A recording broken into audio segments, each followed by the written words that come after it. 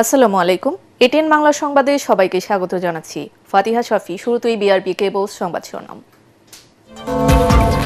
সংসদে প্রথমবারের মতো প্রশ্নোত্তর পর্বে প্রধানমন্ত্রী পাচার হওয়া অর্থ ফিরিয়ে এনে দেশের উন্নয়নে ব্যয় করার অঙ্গীকার।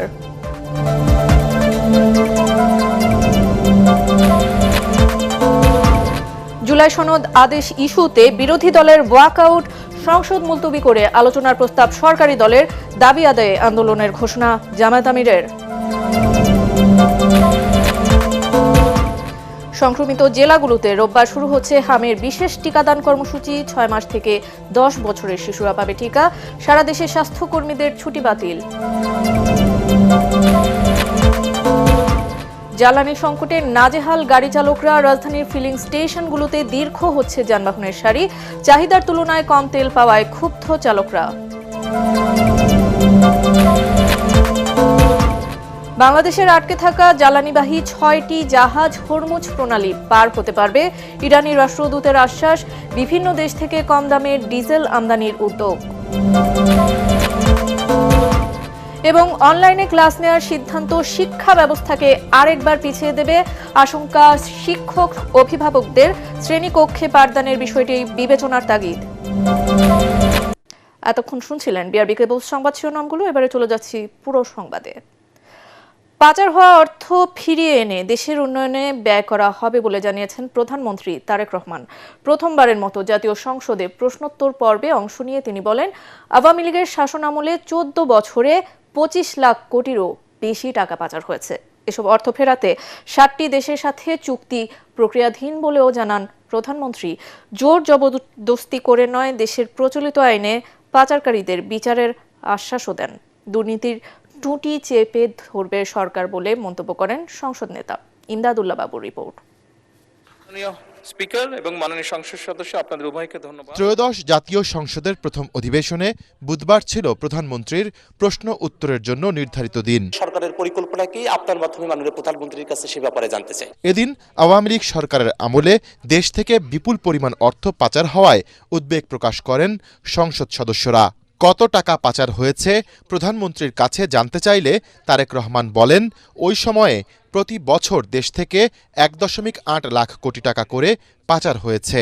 2009 থেকে 2023 সালের মধ্যে বাংলাদেশ থেকে অবৈধ অর্থ প্রবাহের পরিমাণ ছিল আনুমানিক 234 বিলিয়ন মার্কিন ডলার। জনগণের অর্থ ফিরিয়ে নিয়ে এসে জনগণের জন্য এবং দেশের জন্য সেটি ব্যয় করা এই সরকারের অন্যতম প্রধান দায়িত্ব। মালয়েশিয়া, হংকং এবং সংযুক্ত আরব আমিরাতের সাথে চুক্তি স্বাক্ষরের বিষয়ে সম্মতি প্রদান করা হয়েছে। অপর 7টি দেশের সাথেও চুক্তি স্বাক্ষরের বিষয়টি প্রক্রিয়াধীন আছে। দুর্নীতির টুটি চেপে ধরে জনগণের যে ট্যাক্সের টাকা, সেটিকে জনগণের স্বার্থে এবং দেশের স্বার্থে ব্যবহার করা যায়। প্রধানমন্ত্রী সংসদ সদস্যদের আশ্বস্ত করেন, ফেরত আনা হবে পাচার হওয়া অর্থ, করা হবে পাচারকারীদের তালিকা ও বিচার। এই অন্যায়ের সাথে যারা জড়িত সরকারের সংশ্লিষ্ট বিভাগ আছে, তারা এটি লিস্ট করছে। আমরা অতীতে দেখেছি সরকারের বিভিন্ন ব্যক্তিবর্গ তাদের বিভিন্ন রকম ইচ্ছা আগ্রহের কারণে দেশের আইন কানুন নীতি নৈতিকতার তোয়াক্কা না করে যাকে যেরকম হয়েছে উঠিয়ে নিয়ে গেছে। বর্তমান সরকার আইনের প্রতি শ্রদ্ধাশীল। দেশের প্রচলিত আইন অনুযায়ী নির্ধারিত হবে যা তাদের শাস্তি, যারা এই দেশের অর্থ, এই দেশের জনগণের অর্থ তছরুফ করেছে। সরকারের বিভিন্ন উদ্যোগ গ্রহণের ফলে আগামী 3 থেকে 5 বছরের মধ্যে প্রান্তিক পর্যায়ের মানুষ উন্নত জীবন পাবে বলেও সংসদকে আশ্বস্ত করেন সরকার প্রধান। অধিক সংখ্যক নারী কৃষক কার্ড পাবেন, অধিক সংখ্যক কৃষক কার্ড পাবেন। সেই জন্য প্রতি বছরই আমরা বাজেটের স্যাংশন বাড়াবো, প্রতি বছরই বাজেটে আমরা টাকা অ্যালোকেট করব। এভাবে পর্যায়ক্রমিকভাবে ধীরে ধীরে আমরা এগোবো। যেহেতু টাকা ছাপিয়ে দিচ্ছে না, কাজে মূল্যস্ফীতি হবে না। যারা প্রান্তিক পর্যায়ে নারীরা যারা পাচ্ছেন টাকা, নিশ্চয়ই তারা সিঙ্গাপুর বা বিভিন্ন দেশে টাকা পাচার করবেন না। সেই টাকা লোকাল অর্থনীতি দিয়ে তারা খরচ করবেন। লোকাল ইকোনমি আস্তে আস্তে স্ট্রেনদেন হবে, লোকাল ইকোনমি আস্তে আস্তে বড় হবে। আমি বলছি না যে আগামী 6 মাসের মধ্যে এটি হবে, তবে ইনশাল্লাহ 3 থেকে 5 বছরের মধ্যে আপনি যে পরিবর্তনটি দেখবেন, যারা প্রান্তিক গোষ্ঠীর মানুষ তাদের জীবনযাত্রার মান ইনশাল্লাহ অনেক উন্নত হবে। সংসদ নেতা আরও বলেন, নির্বাচনী ইশতেহারে দেয়া সবগুলো প্রতিশ্রুতি বিএনপি সরকার বাস্তবায়ন করবে। আমরা অতীতে দেখেছি বিভিন্ন রাজনৈতিক দল বিভিন্ন রকম কমিটমেন্ট করেছিল নির্বাচনের আগে। কেউ বিভিন্ন রকম টিকিটও বিলি করেছিল। ইনশাআল্লাহ বাংলাদেশের মানুষের কাছে আমরা যে প্রতিশ্রুতি দিয়েছি, আমরা আমাদের সর্বোচ্চ চেষ্টা দিয়ে সেই প্রতিশ্রুতি পালনের চেষ্টা অব্যাহত রাখব। ইমদাদুল্লাহ বাবু, ATN বাংলা, ঢাকা। গণভোটে সংস্কার প্রস্তাব এবং পরিষদ গঠন নিয়ে সরকারের পক্ষ থেকে কোনো সিদ্ধান্ত না আসায় জাতীয় সংসদ অধিবেশন থেকে ওয়াক আউট করেছে বিরোধী দল। এ সময় সনদ বাস্তবায়নের পদ্ধতি নিয়ে আলোচনার জন্য সংসদ মুলতবি প্রস্তাব দেন সরকার দলীয় সংসদ সদস্য জয়নাল আবেদিন ফারুক। পরে আলোচনার জন্য 5ই এপ্রিল দিন ধার্য করেন স্পিকার। অধিবেশনের পরে সংবাদ সম্মেলনে বিরোধী দলীয় নেতা ডাক্তার শফিকুর রহমান বলেন, সনদ বাস্তবায়নের দাবি আদায়ে আন্দোলনে যাবে 11 দলীয় জোট। ইমদাদুল্লাহ বাবুর আরও একটি রিপোর্ট। চিহ্নিত প্রশ্ন 135। ত্রয়োদশ জাতীয় সংসদের প্রথম অধিবেশনের 6ষ্ঠ দিনের কার্যক্রম চলাকালে পয়েন্ট অব অর্ডারে দাঁড়িয়ে জুলাই সনদ বাস্তবায়নে নিজের সংসদ মুলতবি প্রস্তাবের পক্ষে দৃষ্টি আকর্ষণ করেন বিরোধী দলীয় নেতা ডাক্তার শফিকুর রহমান। নোটিশই তো উত্থাপন হয়নি, আপনি কি করে বুঝলেন কোনটা চাপা দেওয়ার জন্য এটা করা হচ্ছে? এ সময় গণভোটের রায় ও পরিষদ গঠন নিয়ে সরকারের পক্ষ থেকে কোনো সিদ্ধান্ত না আসায় জাতীয় সংসদের অধিবেশন থেকে তার নেতৃত্বে ওয়াকআউট করে বিরোধী দল। এই হাউসে এই নোটিশটা পড়া হয়েছে, সংশ্লিষ্ট সদস্য এটা পড়েছেন, আমরা শুনেছি।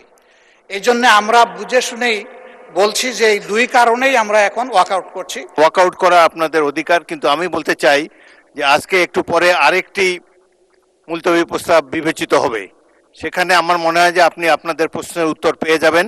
অধিবেশনে বিরোধী দলের ওয়াকআউট প্রসঙ্গে স্বরাষ্ট্রমন্ত্রী সালাউদ্দিন আহমদ বলেন, ওয়াকআউট সংসদীয় সংস্কৃতির অংশ। পার্লামেন্টারি কালচারে সেটা আছে, রাইট আছে, তারা ওয়াকআউট করতে পারেন। যে বিষয়টি আইন প্রণয়নের মাধ্যমে নিষ্পত্তি হতে পারে সেরকম কোনো বিষয় মুলতবি প্রস্তাবে আলোচনা করার বিধান নাই। হাউজের অভিভাবক হিসেবে জাতীয় গুরুত্বপূর্ণ ইস্যু হিসেবে উত্থাপিত হয়েছে, আপনি আলোচনার জন্য রেখেছেন। পরে সনদ বাস্তবায়নের পদ্ধতি কি হবে তা সংসদ মুলতবি রেখে আলোচনার জন্য প্রস্তাব দেন সরকার দলীয় এমপি জয়নাল আবেদিন ফারুক। সংসদ মুলতবি রেখে আলোচনা করার জন্য আমি 62 বিধি আপনার মাধ্যমে উপস্থাপন করছি। আগামী 5ই এপ্রিল 2 ঘণ্টা কাল মাননীয় সদস্য জনাব জয়নাল আবেদিন ফারুকের এই মুলতবি প্রস্তাবটি আলোচনার জন্য সময় নির্ধারণ করছি। এদিকে ওয়াকআউট পরবর্তী সংবাদ সম্মেলনে জামায়াতের আমির বলেন, জনগণকে সাথে নিয়ে দাবি আদায়ে আন্দোলন করা হবে। জনগণের সংস্কারের আকাঙ্ক্ষা, দেশের রাজনৈতিক চরিত্রের পরিবর্তনের এই আকাঙ্ক্ষা নিয়ম মাফিক চলতে দেওয়া হলো না। এটাই জাতির জন্য, আমাদের জন্য কষ্টের জায়গা। নিঃসন্দেহে আন্দোলন ছাড়া আমাদের করার আর পথ কি আছে? আন্দোলন আমরা করব, জনগণকে সাথে নিয়েই করব। তবে আমি বলেছি যে আমাদের 11টি দল আমরা একত্রে বসে দ্রুতই আমরা বসছি। সংসদে বিষয়টি সুরাহা না হওয়ায় হতাশাও প্রকাশ করেন বিরোধী দলীয় নেতা। এটাই আমাদের স্পষ্ট অবস্থান। আপনাদেরকে ইমদাদুল্লাহ বাবু, ATN বাংলা, ঢাকা। এদিকে সংবিধান সংশোধন কমিটিতে জামায়াতে ইসলামী অংশ নেবে না বলে জানিয়েছেন দলটির নায়েবে আমির ATM আজহারুল ইসলাম। সংসদে সাংবাদিকদের প্রশ্নের জবাবে তিনি আরও বলেন, জুলাই সনদের আলোকেই সংবিধান সংস্কার কমিটি চায় দলটি। আর এনসিপির সদস্য সচিব আক্তার হোসেন বলেন, সংশোধন কমিটি হবে শুভঙ্করের ফাঁকি। অন্যদিকে চিফ হুইপ নুরুল ইসলাম মনি বলেন, বিরোধী দলকে আস্থায় এনেই সংবিধান সংশোধন করা হবে। সংস্কার পরিষদ, যেটা আমাদের সমস্ত দলগুলো একমত হয়ে সিগনেচার করেছি, যেটাকে জুলাই সনদ বলা হয়, তার আলোকে করতে বলেছি। সত্যিকার অর্থে একটা কাঠামোগত পরিবর্তন আমরা চাই। সেক্ষেত্রে এটাকে টেকসই করার জন্য গাঠনিক ক্ষমতাপ্রাপ্ত একটা বডি প্রয়োজন, যেটা কোনোভাবে সংশোধনের মতো সম্ভবপর নয়। সংস্কার আর সংশোধন, আচ্ছা ধরেন আমি সংস্কারই করলাম, সংস্কার করবো যাবো কোথায়? আমার সংবিধান সংশোধন করতে হবে, কথা তো সংবিধান সংশোধন করতে হবে। আমরা বিরোধী দলকে আস্থায় এনে তাদের সহযোগিতা নিয়ে এবং ঐক্যবদ্ধভাবে আমরা এই কাজটা করব। আগামী রোববার থেকে শুরু হবে হামের বিশেষ টিকাদান কর্মসূচি। ভাবে 6 মাস থেকে 10 বছরের শিশুরা। এসব তথ্য জানিয়ে স্বাস্থ্যমন্ত্রী বলেন, হাম নিয়ে আতঙ্ক নয়, চিকিৎসায় সর্বোচ্চ গুরুত্ব দিচ্ছে সরকার। বাতিল করা হয়েছে সব স্বাস্থ্যকর্মীর সরকারি ছুটি, ধার নেওয়া হচ্ছে 2,19 লাখ টিকা। রিপোর্টে জানাচ্ছেন মাহবুব কবির চপল। হামের চিকিৎসায় ঘাম ঝরে যাচ্ছে আক্রান্ত পরিবারগুলোর। ছোট্ট শিশুকে নিয়ে ছুটতে হচ্ছে হাসপাতালে। বিভিন্ন জেলায় মারা গেছে অর্ধশত শিশু, যাদের বয়স 9 মাসের কম। এমন পরিস্থিতিতে জরুরি ভিত্তিতে হামের টিকা দেওয়ার সিদ্ধান্ত নিয়েছে সরকার। 6 মাস থেকে 10 বছরের শিশুদের মধ্যে যারা হামের টিকা পায়নি, শুধু তাদের টিকা দেওয়া হবে বিশেষ কর্মসূচিতে। মাত্র এক সপ্তাহ আগে 604 কোটি টাকা বরাদ্দ করেছি এই ভ্যাকসিনগুলি কালেক্ট করার জন্য ইউনিসেফের মাধ্যমে। যেহেতু আমাদের সামনে খুব একটা জরুরি সময়, আমাদের বাচ্চারা আক্রান্ত হচ্ছে, সেই কারণে গ্যাবি বলে হ্যাঁ, ওদের কাছে একটা স্টক আছে 21.9 মিলিয়ন ডোজেস অফ মিজেল ভ্যাকসিন। যেই জায়গাগুলি আমাদের সবচেয়ে বেশি এফেক্টেড উপজেলা, ভ্যাকসিন এবং সিরিঞ্জেস আমরা গ্রাম অঞ্চলে পাঠিয়ে দেবো ইনশাল্লাহ। রবিবার সকাল থেকে আমরা নিজেরা বিভিন্ন জায়গায় এটার উদ্বোধনী শুরু করবো ইনশাল্লাহ। হাম বেড়ে যাবার পেছনে আওয়ামী লীগ সরকারের ভ্যাকসিন ব্যবস্থাপনায় অবহেলাকে দায়ী করেন স্বাস্থ্যমন্ত্রী। গত 17 বছরের অসতর্ক ব্যবস্থাপনার কারণে আমাদের এই বাচ্চা শিশু রোগীগুলিকে অ্যাকোমোডেট করা খুব কঠিন হয়ে পড়েছিল। 2020 ডিসেম্বর থেকে জানুয়ারি 21 পর্যন্ত 1 মাসের একটা ক্যাম্পিং মিজেল রিভেলার হয়েছিল, বাট এইটা কতটুকু সাকসেসফুল হয়েছে এটা আপনারা বিবেচনা করবেন। আমি অতীতে সমালোচনা করতে চাই না, তবে এটুকু বলবো যে আমাদের টোটাল জেনারেশনটা তখনকার কাভার করতে পারেনি, অসম্পূর্ণ অবস্থায় এটাকে আমাদের ধারণা শেষ করেছে। এবং স্বাস্থ্যমন্ত্রী জানান, সরকারি হাসপাতালে আইসিইউ, ভেন্টিলেটর সহ চিকিৎসা সরঞ্জাম বাড়ানো হয়েছে। মিজেলসে কেন রোগী মারা যায়? মিজেলস থেকে নিউমোনিয়া হয়। নিউমোনিয়াতে লাংসের ভিতরে কিছু শ্লেষ্মা জমে যায়, লাংয়ের ভিতরে কম অক্সিজেন পাস হয়, যেই কারণে নিউমোনিয়াতে যখন আক্রান্ত হয়ে যায় মিজেলসে রোগীগুলি মারা যায়। যত ভয়াবহভাবে মিজেলস আমাদেরকে আক্রমণ করেছে, আমরা তার চেয়ে দ্রুত গতিতে কিন্তু অ্যাকোমোডেট করার চেষ্টা করেছি। কিছু ক্যাজুয়ালিটিস হয়েছে, বাট অবশ্যই বলবো এটা আমাদের অনেকটা সার্থকতা, we have managed it properly. সারা দেশে স্বাস্থ্যকর্মীদের ছুটি বাতিল করা হয়েছে বলে জানান স্বাস্থ্যমন্ত্রী। সমস্ত ছুটি ফিল্ড লেভেলের স্টাফদের আগামীকাল থেকে আমরা প্রত্যাহার করে নিলাম। মাহবুব কবির, চপল, এটিএন বাংলা, ঢাকা। ডাক্তারি ভাষায় কি বলেন? রাজধানী সহ সারা দেশে ক্রমেই বাড়ছে হামে আক্রান্ত শিশুর সংখ্যা। এ পর্যন্ত আক্রান্ত অনেকে সুস্থ হলেও চিকিৎসাধীন অবস্থায় মারা গেছে 3 শিশু। আগারগাঁওয়ের বাংলাদেশ শিশু হাসপাতাল ও ইনস্টিটিউটে ভর্তি রয়েছে 56 জন। হাসপাতালের পরিচালক জানান, এরই মধ্যে সুস্থ হয়ে ফিরে গেছেন 138 জন শিশু। জ্বর হলেই আতঙ্কিত না হয়ে কাছের হাসপাতালে নিয়ে যাবার পরামর্শ তাদের। বিস্তারিত জেমস হামিমের রিপোর্টে। হামে আক্রান্ত শিশুদের কান্নায় ভারী হয়ে উঠেছে রাজধানীর আগারগাঁয়ে বাংলাদেশ শিশু হাসপাতালের সংশ্লিষ্ট ওয়ার্ড। চরম ভোগান্তি আর দুশ্চিন্তা অভিভাবকরা, সেই সঙ্গে উদ্বেগের শেষ নেই স্বাস্থ্য খাতের সংশ্লিষ্টদের। পরিস্থিতি মোকাবেলায় সর্বোচ্চ চেষ্টা চালিয়ে যাচ্ছে চিকিৎসকরা। চিকিৎসকদের মতে, যেসব শিশু দীর্ঘদিন পুষ্টিহীনতায় ভুগছে, ঘাটতি রয়েছে ভিটামিন এ এর, সেই সব শিশুদের ক্ষেত্রে টিকার পরও হাম হতে পারে। জ্বর হলে আতঙ্কিত না হয়ে হাসপাতালে নিয়ে আসার পরামর্শ তাদের। আমার বাচ্চাদের জ্বর হয় না, তাকে ঘর থেকে বের করবো না, কিন্তু জ্বর হতে পারে, হাম হতে পারে বলে আমার কাজ বন্ধ রাখবো, তা যাতে না হয় আমি সতর্ক থাকবো এবং চিকিৎসকের পরামর্শ নেব। এদিকে বিভিন্ন জেলায় হামের সংক্রমণ ছড়িয়ে পড়েছে ব্যাপক হারে। হামের উপসর্গ নিয়ে চট্টগ্রাম চিকিৎসাধীন রয়েছে 55 জন শিশু। এছাড়া একই উপসর্গ নিয়ে রংপুর মেডিকেল কলেজ হাসপাতালে ভর্তি 6 শিশু। গত 6 দিনের থেকে হঠাৎ করে জ্বর আসছে, তারপর জ্বরের সাথে সাথে এই যে র্যাশ হচ্ছে।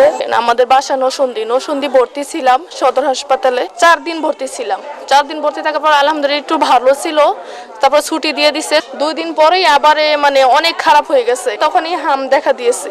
চানরাতে মোয়াখালী সংগ্রামে বেদি হাসপাতাল ওই জায়গায় আছি, সেই জায়গায় কোনো কিছু পরিবর্তন না দেখি পরশু দিন এই জায়গায় আবার চলে আসছি। এই জায়গায় আছি তো 30 তারিখে, এখনো তো কিছু বুঝতেছি না, গায়ে জ্বর আজকে যাই ডোজ ব্যবহার করছি না, গায়ে জ্বর একটু হালকা কমছে। একই সাথে হামের প্রাদুর্ভাব নিয়ন্ত্রণে অভিভাবকদের সতর্ক থাকার পরামর্শ দিয়েছে চিকিৎসকরা। জেমস হামিম, এটিএন বাংলা, ঢাকা। প্রয়োজনীয় জ্বালানি তেল না পেয়ে বিপাকে গাড়ি চালকরা। রাজধানীর বিভিন্ন ফিলিং স্টেশনে যানবাহনের দীর্ঘ সারি। অনেক জায়গায় সারা রাত অপেক্ষার পর মিলছে কাঙ্ক্ষিত তেল। চলমান এই সংকট নিয়ে গ্রাহক ও পাম্প মালিকদের মধ্যে পাল্টাপাল্টি অভিযোগ চলছে। পাম্পের সামনে দীর্ঘ সময় অপেক্ষা শেষে চাহিদার তুলনায় কম তেল পাওয়ায় ক্ষোভ প্রকাশ করেন যানবাহনের চালকরা। বিস্তারিত তৌহিদুর রহমান নিশানের রিপোর্টে। জ্বালানি তেল নিয়ে গ্রাহকদের ভোগান্তি কমছেই না। ডিপো থেকে অনেক পাম্পে তেলের গাড়ি আসতে দুপুর গড়িয়ে যায়, যে কারণে সকাল থেকে তেল পাওয়া যায় এমন পাম্পের সামনে আগের দিন রাত থেকে লাইনে দাঁড়াচ্ছেন গ্রাহকেরা। সারা রাত অপেক্ষার পর মিলছে কাঙ্ক্ষিত তেল। রাত্রে 10টায় সিরিয়াল দিছি, এখন পর্যন্ত সিরিয়ালে আছি। এই টিটো করে আগায় তো সারা রাত ঘুম নাই, কোনো কিছু নাই, খাওয়া দাওয়া কোনো কিছুই নাই এই তেলের জন্য।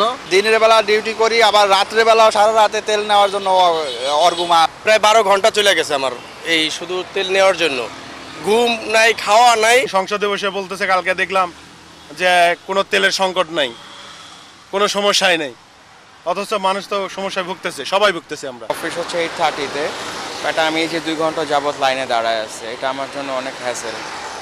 অফিস আওয়ার নষ্ট হচ্ছে, অফিসেও হতেছে, এক্সট্রা ছুটি নিতে হচ্ছে।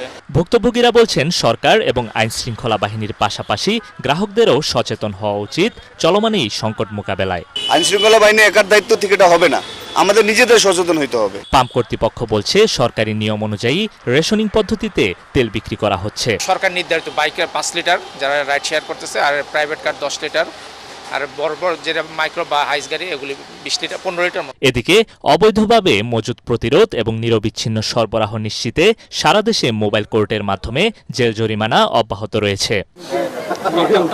তৌহিদুর রহমান নিশান, এটিএন বাংলা, ঢাকা। বাংলাদেশের আটকে থাকা 6টি জ্বালানিবাহী জাহাজকে হরমুজ প্রণালী ব্যবহারে অনুমতি দেওয়া হয়েছে বলে জানালেন ঢাকায় নিযুক্ত ইরানি রাষ্ট্রদূত জলিল রহিমি জাহানাবাদী। সকালে দূতাবাসে আয়োজিত যুদ্ধ পরিস্থিতি নিয়ে সংবাদ সম্মেলনে তিনি কথা বলেন। রাষ্ট্রদূত বলেন, বাংলাদেশিরা ফিরতে চাইলে সর্বোচ্চ নিরাপত্তা দেবে তেহরান। এর মধ্যে 180 জনকে ফেরাতে সহায়তা দেওয়া হয়েছে বলেও জানান তিনি। মধ্যপ্রাচ্যের যুদ্ধে বাংলাদেশের অবস্থান সম্পর্কে সরকারের পক্ষ থেকে সুস্পষ্ট বিবৃতি আসবে বলে প্রত্যাশা জানান ইরানি রাষ্ট্রদূত। রিপোর্ট করছেন ঐশী গোস্বামী প্রমা।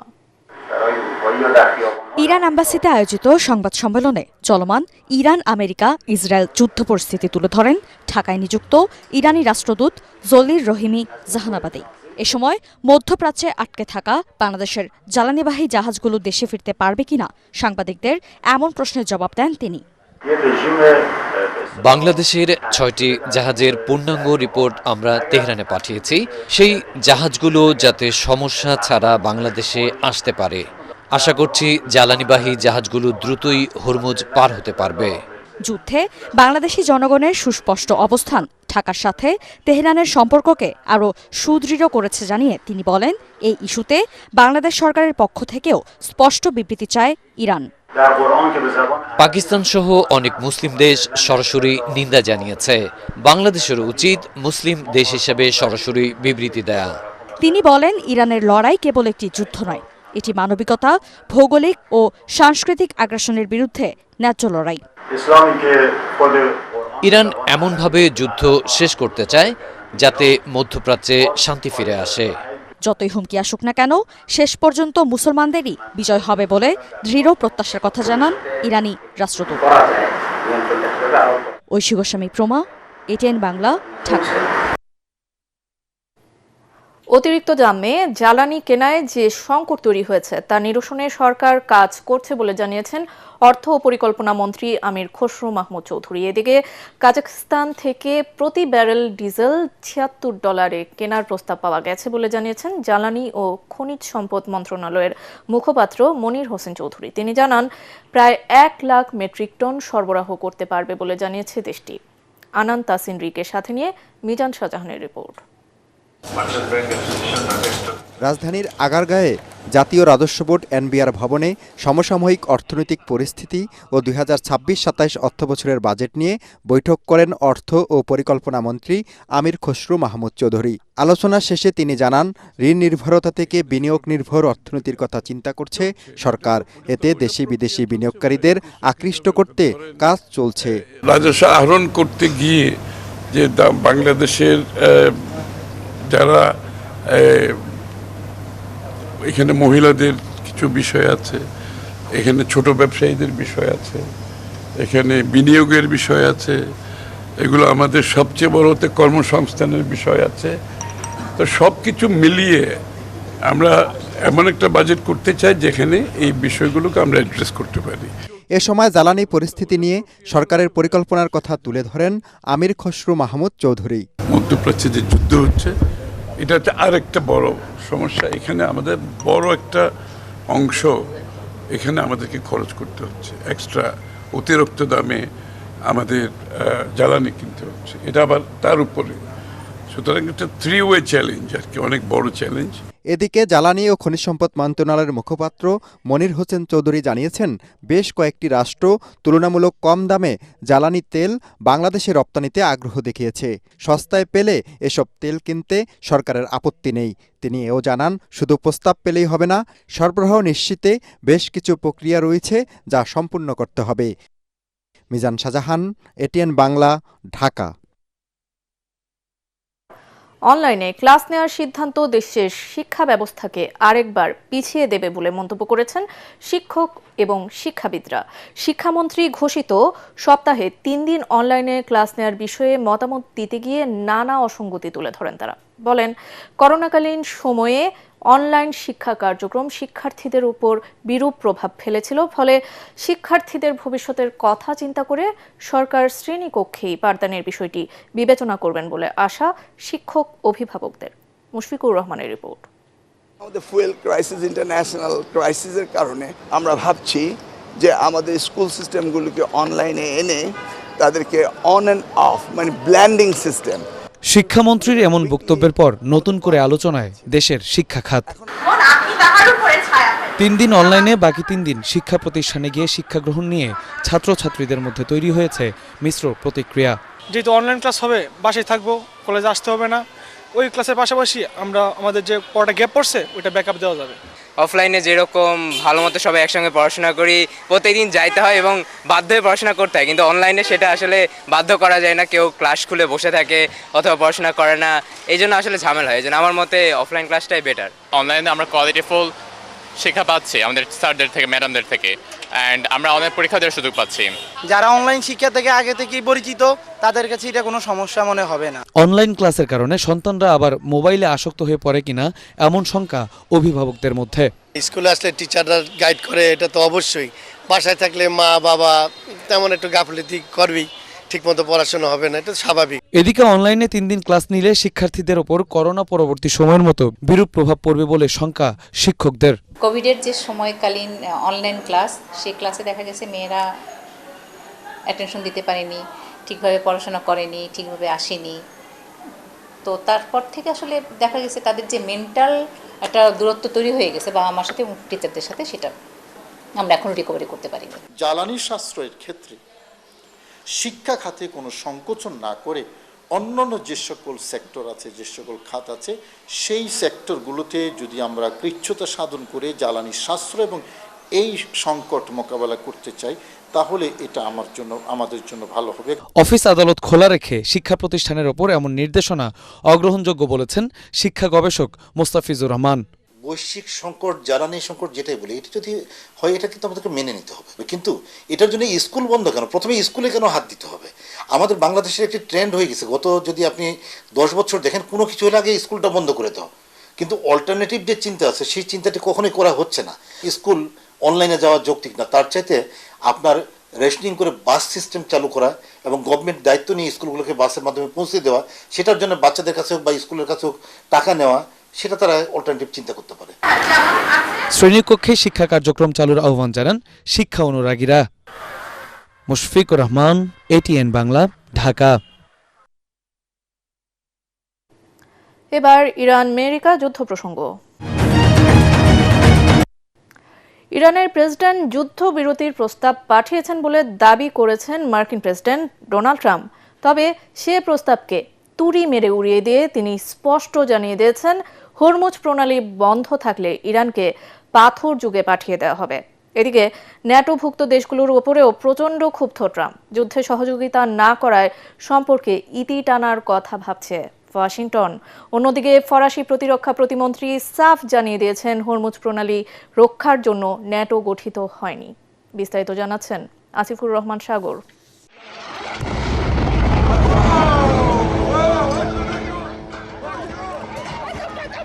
ইরানের সাথে যুক্তরাষ্ট্র ও ইসরায়েলের যুদ্ধ নতুন দিকে মোড় নিতে শুরু করেছে। সামাজিক যোগাযোগ মাধ্যম ট্রুথ সোশ্যালে দেয়া পোস্টে মার্কিন প্রেসিডেন্ট ডোনাল্ড ট্রাম্প জানিয়েছেন ইরানের নতুন প্রেসিডেন্ট বুদ্ধিমান, তবে তিনি যুদ্ধবিরতি প্রস্তাব নাকচ করে দিয়ে বলেছেন যতক্ষণ পর্যন্ত হরমুজ প্রণালী মুক্ত না হচ্ছে ততক্ষণ ধ্বংসলীলা থামবে না। ইরানকে গুঁড়িয়ে পাথর যুগে পাঠানোর হুঁশিয়ারিও দেন তিনি। এদিকে ফক্স নিউজকে দেয়া সাক্ষাৎকারে মার্কিন পররাষ্ট্রমন্ত্রী মার্কো রুবিওর কণ্ঠে ঝরেছে ন্যাটোর সঙ্গে চূড়ান্ত বিচ্ছেদের সুর। মিত্ররা যদি নিজেদের সামরিক ঘাঁটি আমেরিকার প্রয়োজনে ব্যবহার করতে না দেয় তবে সেই ন্যাটোর আর প্রয়োজন নেই। পাল্টা জবাব দিতে দেরি করেনি প্যারিস। ফরাসি প্রতিরক্ষামন্ত্রী অ্যালিস রুফোর দাবি, ন্যাটো হরমুজ প্রণালীতে খবরদারি করার জন্য তৈরি হয়নি। দুদেশের মন্ত্রীর পাল্টাপাল্টি এ ধরনের বক্তব্য আমেরিকার সঙ্গে ইউরোপের সম্পর্কে ফাটল ধরতে যাচ্ছে বলে মনে করছেন বিশ্লেষকরা। এদিকে ইরানের রাজধানী তেহরানে অবিরাম হামলা চালিয়ে যাচ্ছে যুক্তরাষ্ট্র ও ইসরায়েল। শহরের চারদিকে এখন শুধু ধ্বংসস্তূপ আর আগুনের কুণ্ডলী। ইরানের রেড ক্রিসেন্টের দাবি 1,15,000 বেসামরিক স্থাপনা এখন ধ্বংসস্তূপ। এর প্রতিশোধ নিতে পারস্য উপসাগরীয় প্রতিবেশী দেশগুলোতে পাল্টা আক্রমণ অব্যাহত রেখেছে ইরান। মার্কিন ও ইসরায়েলি হামলা রুখতে 100টিরও বেশি ভারী ক্ষেপণাস্ত্র ও ড্রোন ছুঁড়েছে ইরানের বিপ্লবী গার্ড বাহিনী IRGC। কুয়েত ও বাহরাইনের মার্কিন ঘাঁটিগুলো পরিণত হয়েছে আগুনের গোলকে। অন্যদিকে সংঘাতের আগুনে ঘি ঢালছে ইয়েমেনের হুতি বিদ্রোহীরা। দক্ষিণ ইসরায়েলে হামলা জোরদারের পাশাপাশি বাব আল মানদেব প্রণালী বন্ধ করে দেওয়ার হুমকি দিয়েছে তারা, যা স্তব্ধ করে দিতে পারে বিশ্বের জ্বালানি ও বাণিজ্য পথ। বিশ্ব অর্থনীতিকে খাদের কিনারে ঠেলে দেয়া এই রক্তক্ষয়ী সংঘাত শেষ পর্যন্ত কোথায় গিয়ে থামবে সেদিকেই তাকিয়ে বিশ্ব। আসিফুর রহমান সাগর, ATN বাংলা। তিস্তা ব্যারেজ নির্মাণ ও ভারতের সাথে গঙ্গার পানি বন্টন চুক্তির বিষয়ে একটি কারিগরি কমিটি কাজ করছে বলে জানিয়েছেন পানি সম্পদ মন্ত্রী শহীদ উদ্দিন চৌধুরী আনি।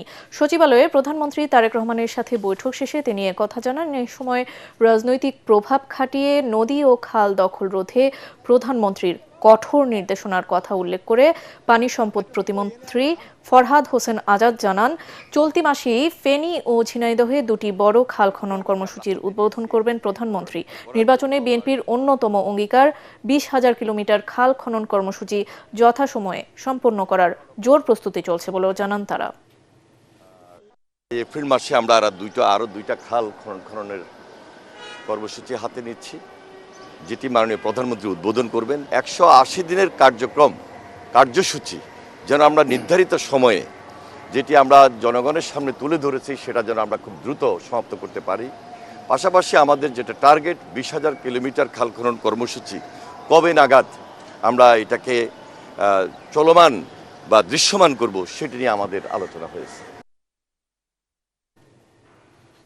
এবারের ঈদযাত্রা থেকে শিক্ষা নিয়ে আগামী ঈদে সড়ক ব্যবস্থাপনা ঢেলে সাজানো হবে বলে জানিয়েছেন সড়ক পরিবহন ও সেতু মন্ত্রী শেখ রবিউল আলম। সকালে পূর্বাচলের জলসিঁড়ি আবাসনে 5 বছরে 25 কোটি বৃক্ষরোপণ কর্মসূচির উদ্বোধন শেষে একথা বলেন তিনি। বাংলাদেশকে বাসযোগ্য করে তুলতে বৃক্ষরোপণ কর্মসূচি বাস্তবায়ন জরুরি বলেও মন্তব্য করেন মন্ত্রী। তিনি বলেন, ঈদুল আজহা আরও চ্যালেঞ্জিং, কারণ 1.5 কোটি মানুষ ঢাকার বাইরে গেলেও 1 কোটি কোরবানির পশু ঢাকায় ঢুকবে। নতুন করে আরও একটি যমুনা সেতু করা যায় কিনা তা নিয়েও চিন্তাভাবনা করা হচ্ছে বলেও জানান সেতুমন্ত্রী। আগামী কোরবানিতে আরো বড় চ্যালেঞ্জ সেটা হচ্ছে, এখন তো 1.5 কোটি মানুষ ঢাকা ছাড়লো, সেখানে 1.5 কোটি মানুষ ঢাকা ছাড়বে আর 1 কোটি কোরবানির পশু কাছাকাছি ঢাকায় আসবে, অর্থাৎ 2.5 কোটি যাত্রী ট্রাকে প্রচুর গরু বহন হবে আসবে, সেটা আরো বেশি চ্যালেঞ্জ। আমরা কাজ করছি। রাজধানীর জুড়ে চলছে ফুটপাত দখলমুক্ত এবং অবৈধ স্থাপনা উচ্ছেদ অভিযান। লাগাতার এই অভিযানের প্রথম দিনেই কঠোর অবস্থানে না গিয়ে মালামাল সরিয়ে নিতে নির্দেশ দিয়েছে ভ্রাম্যমাণ আদালত। হকারদের দাবি, তাদের পুনর্বাসন করার পর এই অভিযান পরিচালনা করতে হবে। মনির হোসেন তপুর রিপোর্ট। দীর্ঘদিন ধরে রাজধানী গুরুত্বপূর্ণ বিভিন্ন মোড়, সড়ক এবং ফুটপাত দখল করে ব্যবসা বাণিজ্য করে আসছেন দখলদাররা। অভিযোগ রয়েছে এসব দোকান বসানোর জন্য প্রভাবশালীদের দিতে হয় মোটা অঙ্কের চাঁদা। তবে এই দোকানপাটের কারণে ফুটপাত দিয়ে যাতায়াত করতে না পেরে প্রধান সড়ক ব্যবহার করতে হয় যাত্রী সাধারণকে। এর ফলে সড়কে সৃষ্টি হয় যানজট। এছাড়া ফুটপাতে চলাচলে পড়তে হয় নানা বিড়ম্বনায়। এইসব দিক বিবেচনা করে মাঠে নামে প্রশাসন। আমরা আপনাকে বলেছি আপনি সরাবেন। হ্যাঁ, আমি সরাই দিব। আপনার কাজ আপনি করেন। আমি আমারটা আমি কাজ করব। রাজধানী জুড়ে চলা এই অভিযানের প্রথম দিনে কঠোর অবস্থানে না গিয়ে সময় বেঁধে দিয়েছে ভ্রাম্যমাণ আদালত। আমরা নোটিশ দিয়েছি কালকে, এর আগে গণবিজ্ঞপ্তি দেওয়া হয়েছে, তার সময় অলরেডি শেষ। আজকে তারপরও আমরা আজকে তাদের কাছ থেকে অনেক বিষয় সফট, তারপরও তাদের আজকেও আমরা সময় দিচ্ছি যে আপনারা বিকেলের মধ্যে এগুলো করে নেন। আমরা কালকে থেকে আবার এগুলো আপনার রিভিউ করব। ডিএমপির কর্মকর্তারা বলছেন, ফুটপাত দখলমুক্ত রাখতে এ ধরনের অভিযান নিয়মিত চালানো হবে। আগামী দিন থেকে অভিযান জোরদার হবে। যারা এই অবৈধভাবে তাদের দোকান বর্ধিত করবেন অথবা রাস্তা জবরদখল করবেন, তাদের বিষয়ে সবাই আমরা সম্মিলিতভাবেই এটি মানুষের কল্যাণের কারণে আমরা এই ড্রাইভ অব্যাহত রাখব। তবে উচ্ছেদ হওয়া ক্ষুদ্র ব্যবসায়ীরা বলছেন, জীবিকার তাগিদেই তারা ফুটপাতে দোকানপাট বসিয়েছেন। যে আমি নিজে একজন প্রতিবন্ধী মানুষ, ঠিক আছে, আমি চাইলেও তো চাকরি করতে পারতেছি না বা আমার কেউ জব নিতেছে না। প্রায় 4 লক্ষ টাকার মতো মাইর খায় আসছি দেশে। আজকে আইসা ফুটপাতে দোকান বাড়াইছি, এখান থেকে সরকার উচ্ছেদ করে দিতেছে। এখন আমি উড়ে দিলাম, যাবো কই? আমার তো চুরি করি না, ডাকাতি করি না। সরকার এদেরকে একটা নির্দিষ্ট একটা স্থানে করে দিয়া তারপর এদেরকে উঠানো হোক। এদিন অভিযান চালিয়ে বিভিন্ন স্থানে জরিমানা করেছে ভ্রাম্যমাণ আদালত। মনির হোসেন তপু, এটিএন বাংলা, ঢাকা। এবার পূবালী ব্যাংক বাণিজ্য সংবাদ।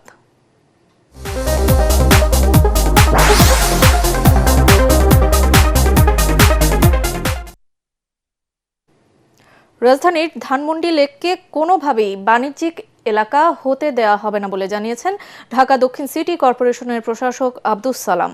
লেক পরিদর্শন শেষে তিনি বলেন, অতিরিক্ত রেস্টুরেন্টের কারণে প্রাকৃতিক পরিবেশ নষ্ট হচ্ছে। স্থানীয় বাসিন্দাদের নিয়ে কমিটি গঠনের মাধ্যমে দ্রুত লেক রক্ষণাবেক্ষণ ও দখলমুক্ত করার ঘোষণা দেন তিনি। এজন্য সিটি কর্পোরেশনের পক্ষ থেকে প্রয়োজনীয় উদ্যোগ নেওয়া হয়েছে বলেও জানান তিনি।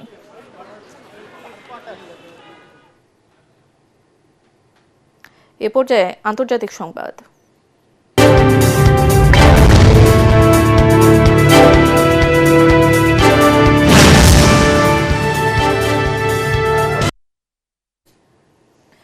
রাশিয়ার ক্রিমিয়ায় একটি সামরিক বিমান বিধ্বস্ত হয়ে 29 জন নিহত হয়েছেন। রুশ প্রতিরক্ষা মন্ত্রণালয় জানিয়েছে, কৃষ্ণ সাগরের কাছে ক্রিমিয়ার একটি পাহাড়ের চূড়ায় বিমানটি বিধ্বস্ত হয়। বিমানে থাকা 6 জন ক্রু এবং 23 জন সাধারণ যাত্রী মারা গেছেন।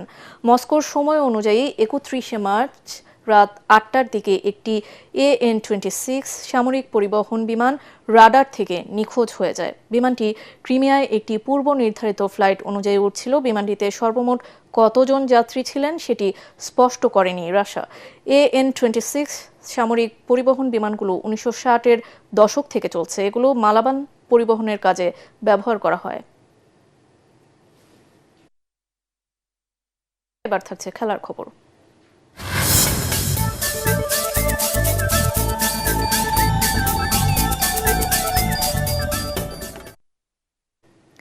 সাফ অনূর্ধ্ব 20 চ্যাম্পিয়নশিপের সেমিফাইনালে নেপালকে 1-0 গোলে হারিয়ে ফাইনালে উঠেছে বাংলাদেশ।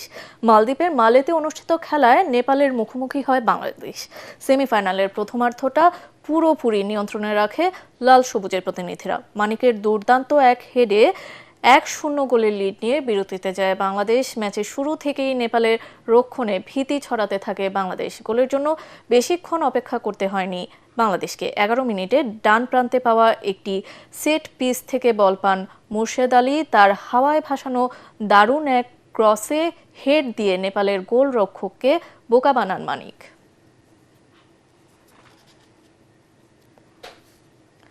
সিলেট জেলা স্টেডিয়ামের সংস্কার শেষে আগামী 30শে এপ্রিল দেশব্যাপী প্রতিভা অন্বেষণ কর্মসূচি নতুন কুড়ি স্পোর্টসের উদ্বোধন করবেন প্রধানমন্ত্রী তারেক রহমান। এ উপলক্ষে মাঠ পরিদর্শনে এসে স্টেডিয়ামের জরাজীর্ণ অবস্থা ও অব্যবস্থাপনা দেখে ক্ষোভ প্রকাশ করেন যুব ও ক্রীড়া প্রতিমন্ত্রী আমিনুল হক। অবিলম্বে স্টেডিয়াম সংস্কার করে খেলাধুলার উপযোগী করে তোলার জন্য সংশ্লিষ্ট কর্মকর্তা ও জেলা প্রশাসককে নির্দেশ দেন তিনি। প্রতিমন্ত্রী জানান, সরকারের নির্বাচনী ইশতেহার অনুযায়ী 12 থেকে 14 বছর শিশু কিশোরদের নিয়ে ফুটবল ও ক্রিকেট সহ 7টি ইভেন্টে এই প্রতিযোগিতা অনুষ্ঠিত হবে। আগামী 30 এপ্রিল সিলেট সহ দেশের 64টি জেলায় একযোগে শুরু হবে এই কর্মসূচি। সিলেট জেলা, সিলেট বিভাগ থেকে শুরু করে সারা বাংলাদেশের প্রত্যেকটি বিভাগ এবং জেলায় আমরা একই দিনে ইনশাআল্লাহ আমাদের এই নতুন করে স্পোর্টসের মাধ্যমে জেলা থেকে আমরা বিভাগীয় পর্যায়ে এবং বিভাগীয় পর্যায় থেকে জাতীয় পর্যায়ে গিয়ে আমরা এইখান থেকে যারা প্রতিভা অন্বেষণ করব, যেই সকল প্রতিভাবান খেলোয়াড়রা বের হয়ে আসবে তাদেরকে আমরা সরকারের পক্ষ থেকে ক্রীড়া বৃত্তি প্রদান করা হবে ইনশাআল্লাহ। শেষ করার আগে বিআরবি কেবল সংবাদ শিরোনামগুলো আরও একবার।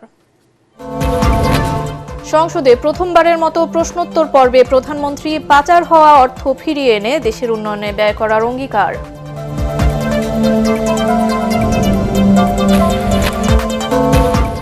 জুলাই সনদ আদেশ ইস্যুতে বিরোধী দলের ওয়াকআউট, সংসদ মুলতবি করে আলোচনার প্রস্তাব। সরকারি দলের দাবি আদায়ে আন্দোলনের ঘোষণা জামায়াতের আমিরের। সংক্রমিত জেলাগুলোতে রোববার শুরু হচ্ছে হামির বিশেষ টিকাদান কর্মসূচি। 6 মাস থেকে 10 বছরের শিশুরা পাবে টিকা। সারা দেশে স্বাস্থ্যকর্মীদের ছুটি বাতিল। জ্বালানি সংকটে নাজেহাল গাড়ি চালকরা। রাজধানীর ফিলিং স্টেশনগুলোতে দীর্ঘ হচ্ছে যানবাহনের সারি। চাহিদার তুলনায় কম তেল পাওয়ায় ক্ষুব্ধ চালকরা।